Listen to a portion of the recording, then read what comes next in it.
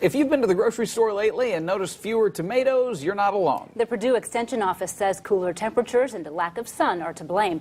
News Channel 15's Gina Galeros joins us live off Ardmore Avenue with more on that. Gina? Hi, Mark and Heather. We're at a home garden here in Fort Wayne, and as you can see, these tomatoes are a lot greener and smaller than what you normally see during an average summer. But it's been a familiar sight. If you like fried green tomatoes, this would be the year, I think. Pat Marsh's husband has grown their tomatoes every summer for 35 years, never coming up short. 50, 100, I don't know. A lot. But this year, with only about 5 edible tomatoes so far out of 24 plants, They're all small. their summer ritual just isn't the same. I love having them on sandwiches and salads and all that.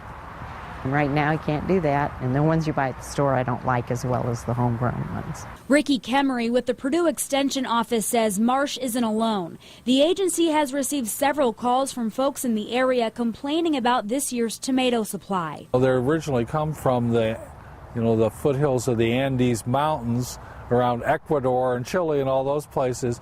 They're used to a little bit warmer temperatures than we've had experienced this year. In fact, Kemery says most fruits and vegetables are behind by about 3 to 4 weeks, and you're at a bigger disadvantage if you planted later. But now we're entering into the part of the year where the day length is decreasing, and that can have an effect on how crops actually maturate over time. Kemery says there is still hope, though. If conditions keep up, he recommends hanging up your tomato plant. You can actually just rip the whole plant up out of the ground, hang it up in the garage or somewhere else, and the tomatoes will ripen. Or picking the tomatoes and putting them out on your counter. By golly, the tomatoes are probably going to ripen unless something really strange happens.